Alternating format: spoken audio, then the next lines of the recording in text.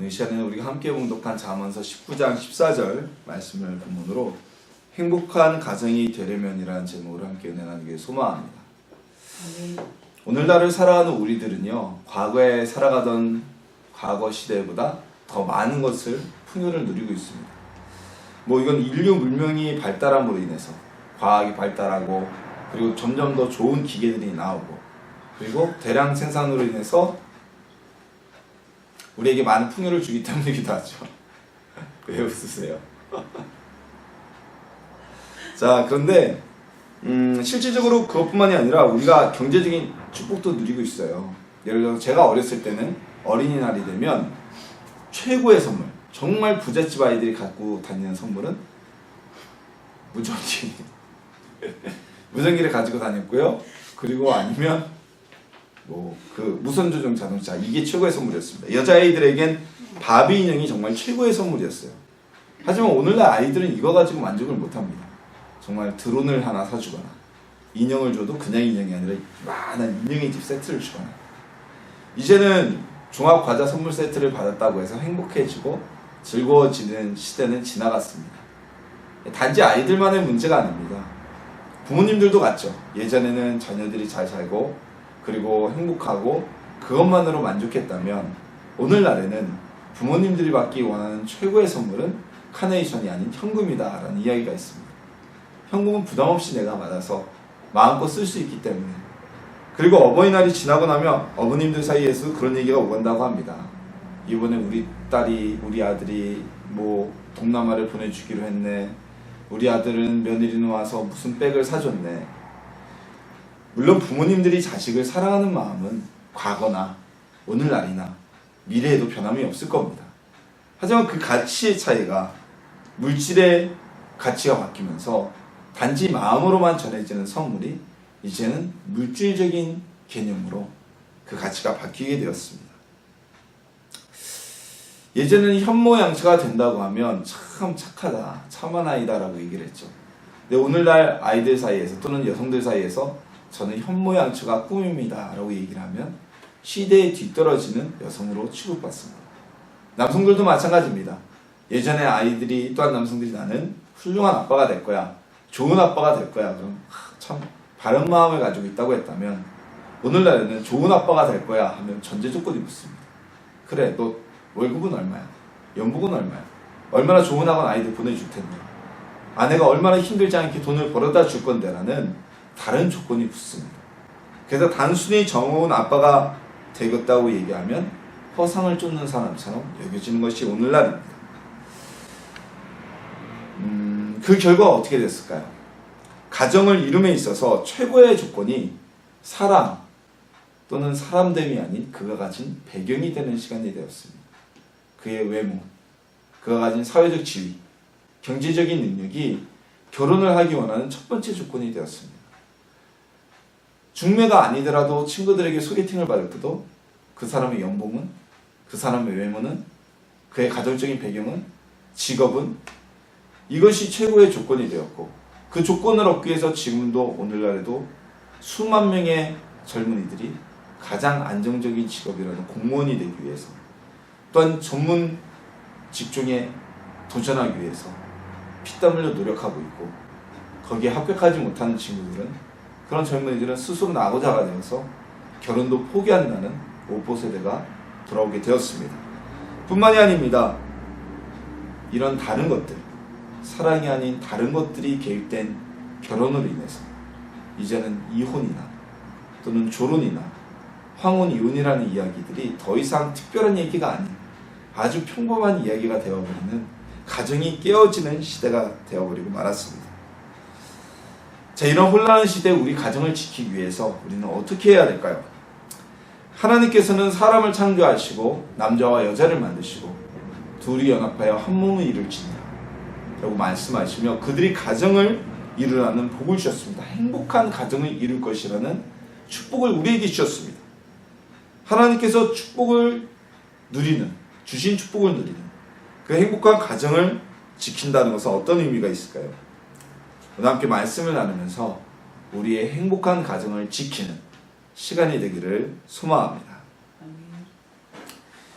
오늘 본문에서는 집과 재물은 조상에게서 상속하거니와 슬기로운 아내는 여호와께로서 말미암느니라고 말씀하고 있습니다. 이 잠언 말씀의 내용은 물질적인 것은 조상으로 인해서 그냥 거저 물려받을 수도 있고, 또는 나 역시 내가 가진 재산을 나의 자녀들에게 거저 물려줄 수 있다는 것입니다. 하지만 행복한 가정을 이루는 것은 물려받을 수도 없고 물려줄 수도 없는 하나님의 복이라는 것입니다. 오늘 본문은 그 행복한 가정의 가장 중요한 핵심으로 슬기로운 아내라는 조건을 답니다. 자, 아내가 어떤 존재입니까? 가정이 행복하려면요, 슬기로운 아내 그리고 지혜로운 아내는 아주 핵심적인 요소입니다. 이거 아주 필요 충분 조건입니다. 필수 조건입니다. 아내라는 단어가요, 아내라는 단어는 안해, 즉 집안의 태양이라는 단어에서 유래되었다는 이야기들도 있습니다. 그게 하나의 정설 중에 하나입니다. 언어학적으로. 자, 그만큼 아내라는 역할은 한 가정의 태양과 같은, 한 가정에 빛을 주고 그리고 가정을 이끌어가는 정말 중요한 존재라고 여기고 있습니다. 성경에는요, 지혜로운 여인들이 참 많이 기록되어져 있어요. 가족을 죽음에서 구한 라합, 그 가문을 멸문의 길에서 남편의 생명도 건진 아비가일, 예수님을 따랐던 수많은 여인들, 이 여인들 모두 다 지혜로운 여인입니다. 그 중에서도요, 특별히 아비가일은 자신을 도와준 다윗을 홀대하고 다윗이 보낸 사신을 모욕을 줘서 돌려보낸 남편의 어리석은 행동을 듣고 그 길로 많은 음식을 싸고 다윗에게로 달려갑니다. 다윗은 자신이 홀대당한 것에 억울해서 많은 군대를, 자신의 용사들을 이끌고 나발의 가문을 모조리 다 죽여버리려고 군이나 달려오는 중이었습니다. 이 지혜로운 아비가일은 음식과 함께 다윗 앞에 엎드려서 지혜로운 말로 다윗의 화를 풀어줍니다. 이 여인 때문에 그 남편의 죽음도 막을 수 있었고 자신의 가정도 지킬 수 있었고 그 많은 재산도 잃어버리지 않을 수 있었습니다. 결국 나발은 다윗이 아니라 스스로 겁이 먹어서 몸이 굳어 죽게 되죠. 근데 아비가일의 지혜에 반했기 때문일까요? 아비가일은 남편 나발이 죽은 뒤 위망인이 된 후에 다윗은 아비가일을 아내로 얻게 됩니다. 아마도 다윗은 그 아비가일의 지혜로움을 보고 반했는지도 모릅니다. 이처럼 여성이라는 것은, 아내라는 존재는 한 가정의 정말 중요한 존재입니다. 오늘날 여성의 사회활동이 정말 많아졌고요. 맞벌이 가정이 거의, 맞벌이 안 하는 가정은 오히려 찾기 힘들 정도로 남성 이상의 사회활동을 하고, 그리고 사회적 지위 역시 남성 이상으로 올라가 있는 사회입니다. 그럼에도 불구하고 여성의 아내로서 또는 어머니로서의 가정 내에서의 역할은 과거와 비해서 조금도 그 무게가 축소되지 않았습니다. 이렇게 중요한 아내를 얻는 것은 하나님의 복이라는 것입니다. 여성만 그래야 되냐, 남편은 막 엉망으로 살아야 되냐? 아닙니다. 오늘 본문, 잠언 본문은 거의 이때 당시 성경을 읽는 이들은 남성들이었기 때문에 이렇게 얘기되어 있지만요, 남편 역시 좋은 남편을 만난 것, 든든한 남편을 만난 것은 여성에게 있어서 정말 큰 축복입니다. 자, 경제적으로, 정신적으로 든든히 기댈 수 있는 남편이 있다는 것은 여성이 가정을 편안하게 꾸려나가고 밖에 나가서 사회생활을 하는 데 있어 가장 큰 기반이 되어질 수 있습니다. 많은 오늘날 여성들이 나약하고 무기력하고 든든한 힘이 되어지지 못하는 남성 때문에 얼마나 어려움을 겪고 있습니까? 경제적인 능력은 가지고 있지만 정서적인 공감을 해주지 못해서 힘든 여성들이 있고요. 반대로 정서적인 공감은 너무나 잘해주지만 경제력이 없어서 힘든 남편들을 가지고 있는 여성들도 있습니다. 하지만 하나님께서 만나게 하시는 배우자는, 그는 강인함이 있고 지혜로움이 있고 경제적인 능력도 가지고 있어서 여성에게, 아내된 이에게 풍요로움과 든든함을, 안정감을 주는 남편을 맡게 된다는 것입니다. 때문에 이런 남성은 여성에게 무한한 자원이 되고 가정과 사회 활동에 힘이 될 수가 있습니다.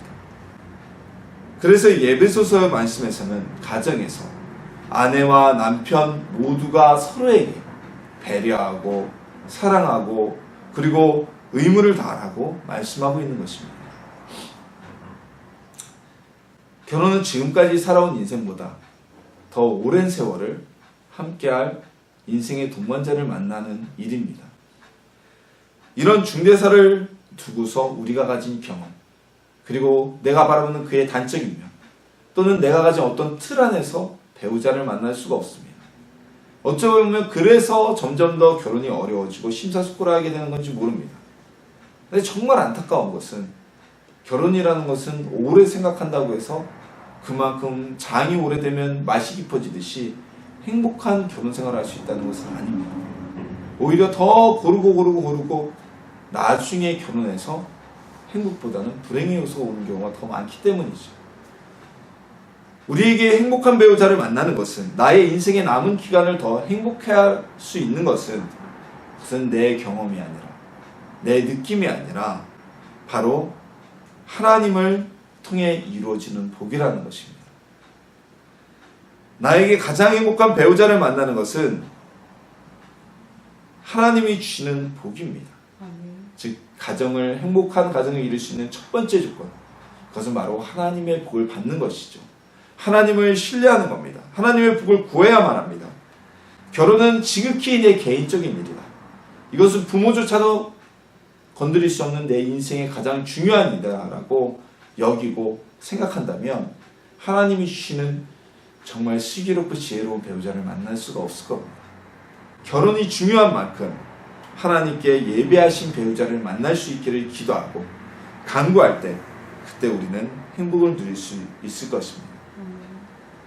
아직 미혼의 성도님들이 계시면 그분들에게 꼭 이야기하고 싶습니다. 결혼을 위해서 하나님의 복이 임하도록 내 안목이나 조건이 아닌 하나님께서 주시는 복으로 예배해진 배우자, 그를 만날 수 있도록 기도하고 간구하는, 그리고 그 행복을 누리는 하나님의 자녀가 되기를 주님의 이름으로 소원합니다. 자, 그렇다면 이렇게 우리가 행복한 배우자를 만났습니다. 하나님이 예비해 주신 배우를 만났고 복을 받았습니다. 그럼 우리는 그 가정을 더 행복을 이끌어 나가려면 어떻게 해야 될까요? 바로 그 핵심은 여호와를 경외하는 것입니다. 시편 128편에는요, 여호와를 경외하는 자의 가정이 임하는 복을 다음과 같이 찬양하고 있습니다. 여호와를 경외하며 그의 길을 걷는 자마다 복이 있도다. 내가 내 손이 수고한 대로 먹을 것이라. 내가 복되고 형통하리로다. 내 집 안방에 있는 내 아내는 결실한 포도나무 같으며 내 식탁에 둘러앉은 자식들은 어린 감람나무 같으리로다.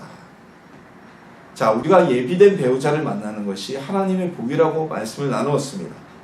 근데 이 시편 128편에서는 그의 연장하에서 하나님의 복을 받은, 그리고 그 복을 유지하기 위해서 여호와를 경외하는 사람은 그 아내와 남편, 자녀들이 포도나무와 감람나무, 이스라엘에서 유일한 가장 많은 수확물을 얻을 수 있는, 가장 많은 재산이 될 수 있는 이 포도나무와 감람나무처럼 그에게 가장 큰 자원, 가장 큰 재산이 되게 하실 것이라고 찬양하고 있습니다.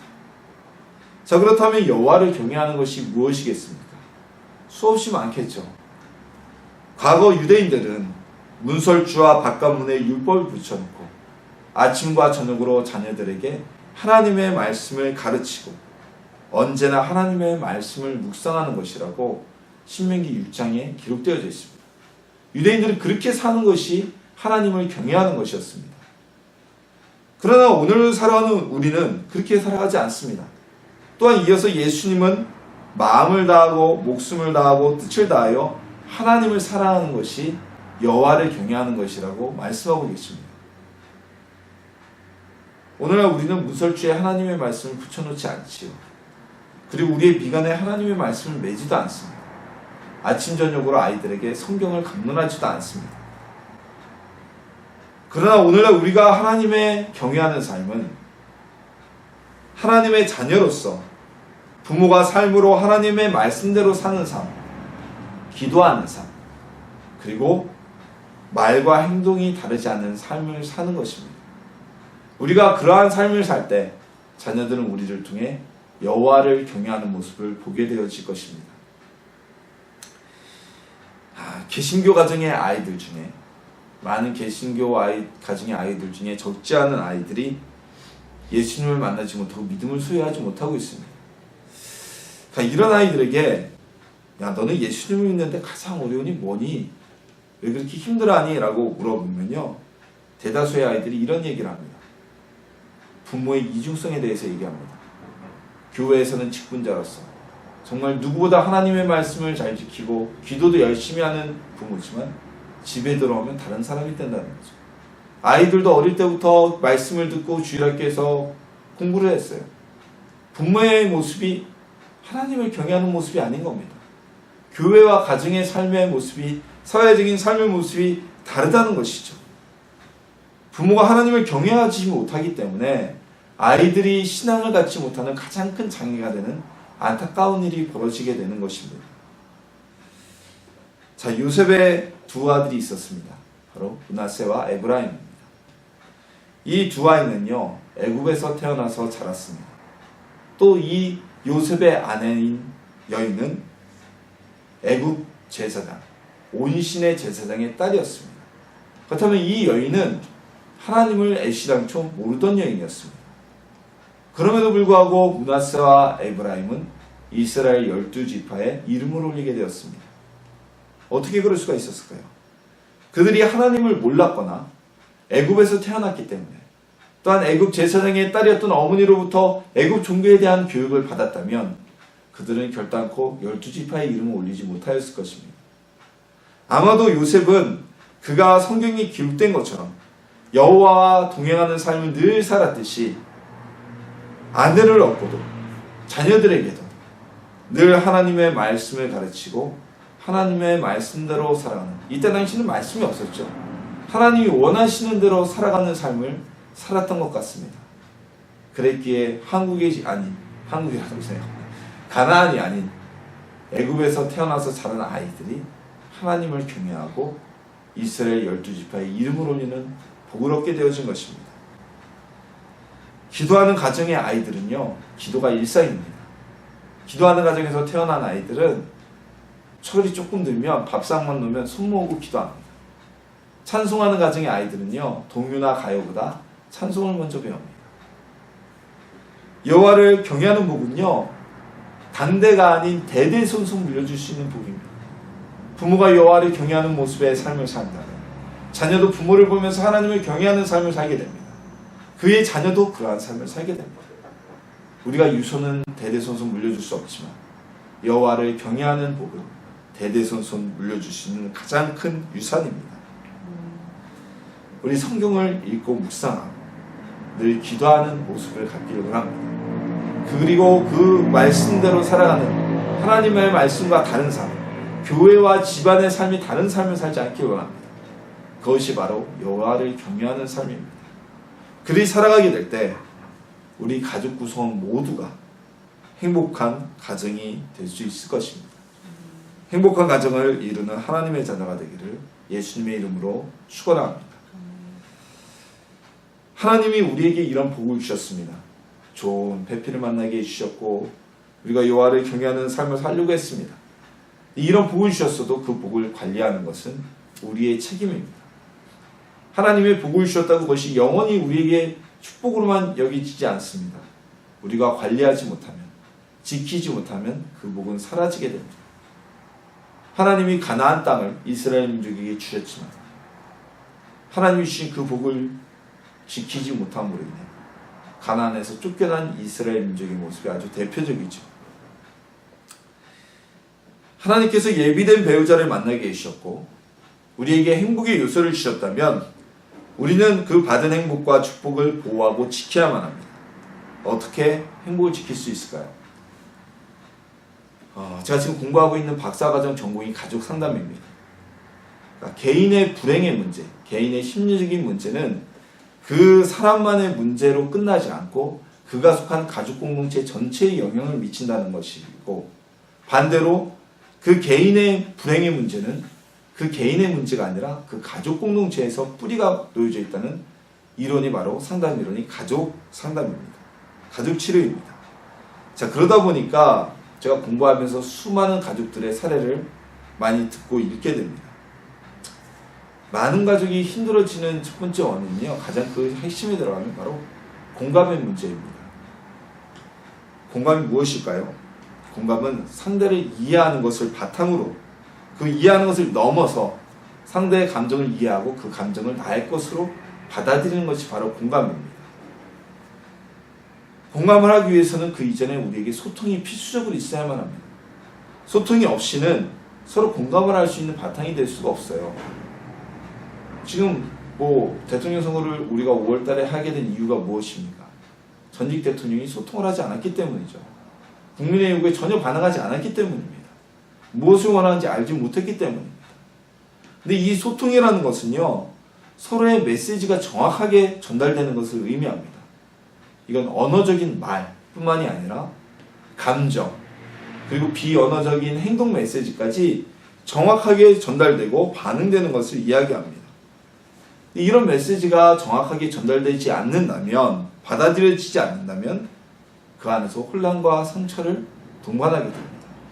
말하는 사람이 전하는 의미와 전혀 다른 반응이 오게 된다면, 또는 받아들이는 사람이 그 메시지를 왜곡해서 받아들이게 된다면 모두에게 상처가 되겠죠. 에베소서 5장에서 남편과 아내와 자녀들에게 주는 권고의 말씀은, 특별히 남편과 아내에게 주는 권고의 말씀은 부부간의 이해와 소통의 의미를 담고 있습니다. 아내들이여 자기 남편에게 복종하기를 주께 하듯 하라. 남편들아 아내 사랑이를 그리스도께서 교회를 사랑하시고 그 교회를 위하여 자신을 주신 같이 하라. 이 말씀에는요, 서로를 향한 존중의 메시지를 담고 있습니다. 남편이라서 더 뛰어난 것이 아니고, 아내라서 더 복종만 해야 되는 것이 아니고, 서로 사랑하고, 아내는 남편을 존중하고 남편은 아내를 자기 목숨만큼 사랑하고 책임감을 가지고 섬길 수 있으라는 메시지입니다. 이 존중은요, 소통을 위한 아주 기본적인 바탕이 있는 기반입니다. 존중하지 않으면 상대의 메시지에 귀를 기울일 수가 없습니다. 상대의 메시지를 듣지 못하면 공감할 수 없습니다. 반대로 또 공감하지 못하면 소통이라는 것은 있을 수가 없습니다. 행복한 가정은요, 서로를 공감하는 가정입니다. 부부가 서로 공감하고 부모와 자녀가 서로를 공감하는, 서로의 감정과 아픔과 마음을 내 것으로 받아들이는 가족입니다. 이런 가족은요, 행복이 넘쳐날 수밖에 없습니다. 그렇다면 우리가 공감을 어떻게 해야 될까요? 요즘에 공감을 하기 위한 티칭 방법 이런 얘기를 하지만, 공감이라는 것은 훈련으로 이루어지는 것이 아닙니다. 어떤 훈련한다고 내가 가질 수 있는 것이 아닙니다. 공감은요, 사랑과 긍휼을 바탕으로 합니다.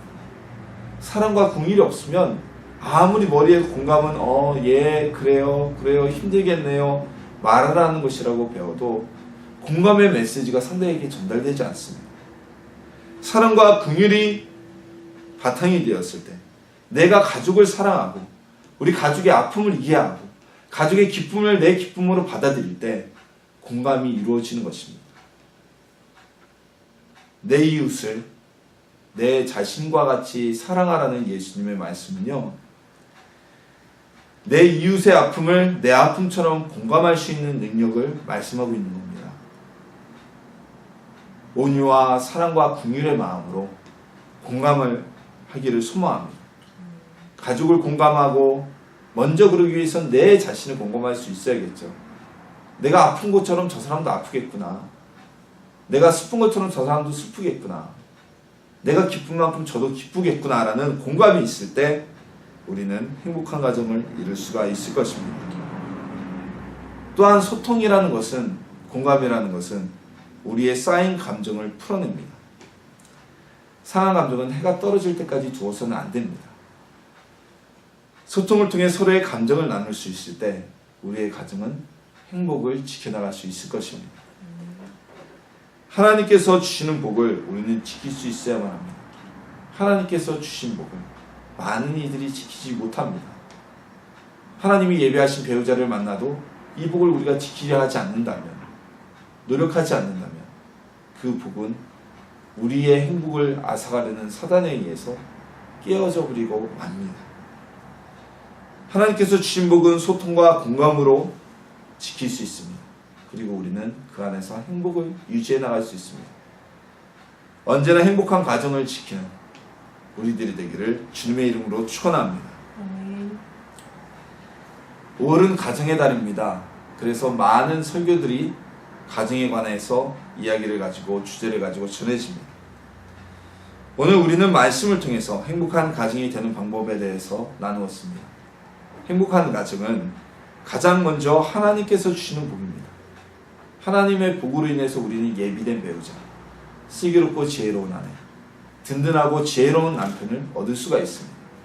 그래서 우리는 행복한 가정을 위해서 여호와의 복을 받기 위해 하나님께 구하고 찾고 기도로 준비해야만 합니다. 또한 그것은 여호와를 경외하는 삶 안에서 우리의 행복은 더욱더 가중되고 복을 이룰 수 있습니다. 여호와를 경외하는 삶, 말씀과 이역되지 않는 삶, 언제 어디서나 기도하며 찬양하며 하나님 말씀대로 살고자 하는 삶을 살 때 우리에게 주어집니다. 하나님을 경외하는 부모는 하나님을 경외하는 자녀를 얻습니다. 그 가정에 주어진 하나님의 복은, 그 행복은 대대손손 대를 이어가며 누릴 수 있습니다.